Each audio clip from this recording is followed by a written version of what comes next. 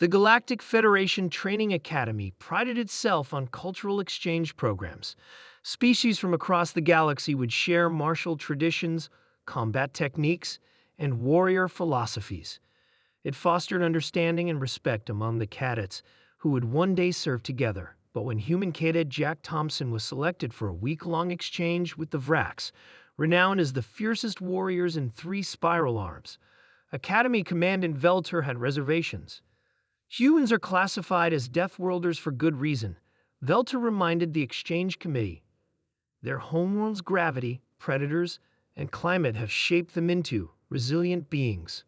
Commander Grill, the Vracs representative, scoffed. The Vracs have been honing their warrior culture for 10,000 years. One soft-skinned human will learn proper respect. Velter sighed, as you wish. But remember, humans don't break easily, and they learn differently. Jack arrived at the Vracs training compound with nothing but a small pack and a polite smile. Standing at average human height, he looked unimpressive to the Vracs drill masters. Their species towered over him by at least half a meter, with chitinous exoskeletons in mottled green and gray. Drill Master Krog inspected the human with 4 contemptuous eyes. This is the Deathworlder. It looks fragile. Jack maintained his diplomatic smile.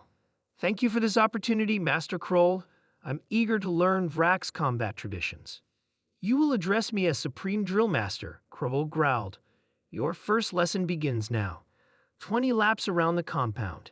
In this gravity, your legs will likely shatter by lap 10. The Vracs planet had 1.4 times Earth gravity, uncomfortable, but well within human tolerance. Jack nodded respectfully and began running. The Vracs drill masters watched, mandibles clicking in anticipation of the human's inevitable collapse. Yet lap after lap, Jack continued. His breathing grew labored, his face flush. He completed all 20 laps. Interesting, muttered Assistant Drill Master Torv. The creature swaits to regulate temperature. Primitive but effective. Kroll chittered angrily. Prepare the endurance trial. They too brought the endurance trial, standing perfectly still while holding weighted ceremonial blades in outstretched arms. Most Vracs cadets lasted 3 hours before their exoskeletons began to strain. Humans have no exoskeleton, Torv pointed out. Its muscles will tear within minutes. 6 hours later, Jack was still standing. His arms trembled visibly, sweat drenched his uniform, but he remained upright, eyes forward. How? Demanded Kroll. Pain is just information, Jack managed through gritted teeth. Kroll knocked the blades from Jack's hands. Enough. Tomorrow, we test your reflexes, human. Our nervous system transmits signals 20% faster than yours. Jack simply bowed, his movements stiff from the ordeal. By day 4, the drill masters had subjected Jack to heat chambers, cold chambers, reduced oxygen environments, and combat simulations against Vracs cadets twice his size. He lost many of these encounters, but always got back up. During a rare rest period, Torv approached Jack as he applied medical gel to his bruises. Why do you continue? You cannot hope to match Vracs warriors. Jack smiled tiredly. That's not why I'm here. I'm here to learn. Learn what? To fail repeatedly? To adapt, Jack replied. Humans don't have your strength or speed, but we observe, we adjust, we overcome. Torv's antennae twitched with something like concern. Kroll plans the gauntlet for you tomorrow. No non-Vracs has ever survived it. Jack applied the last of his medical gel. There's always a first time. The gauntlet was a series of combat challenges against increasingly difficult opponents, culminating in a match against a drill master. Cadets were permitted minimal rest between bouts. The Vracs training compound filled with spectators. Even Commandant Velter arrived to observe. Jack faced his first opponent, a Vracs cadet who had been tormenting him all week. But something had changed in the human's demeanor. Gone was the polite, diplomatic cadet. Jack moved differently, his stance lower, his movements precise. To everyone's shock, he defeated the first opponent quickly. Exploiting a weakness in Vracs' lateral movement he'd clearly been studying all week. The second bout ended similarly, and the third. By the sixth opponent, Jack was bleeding from several wounds, but his eyes remained focused.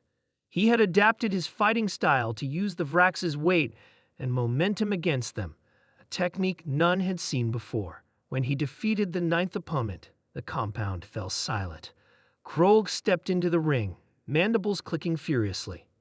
Enough games. I will show you true Vrax combat, human. What followed wasn't pretty. Kroll was faster, stronger, and more experienced. But Jack was unpredictable, using techniques borrowed from a dozen Earth martial arts, combined with Vrax movements he'd learned that very week.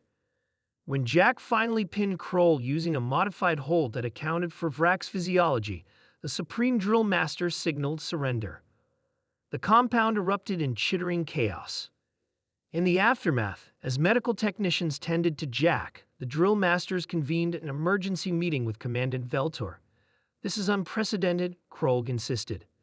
"The human didn't just survive our training, he integrated it with his own techniques and improved upon them within days." Tor's antennae drooped.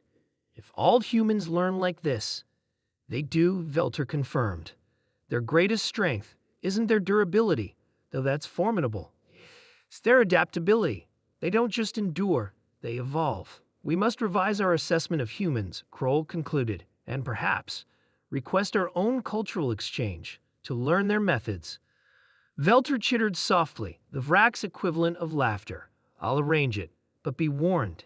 They'll send their mediocre warriors for your exchange. They save their best for their own training." The drill master's synchronized mandible drop spoke volumes. Outside, Jack sat with young Vrax cadets who bombarded him with questions. With characteristic human openness, he began teaching them the concepts of leverage and adaptive response. The exchange program had worked exactly as intended, though perhaps not in the way the Vrax had expected.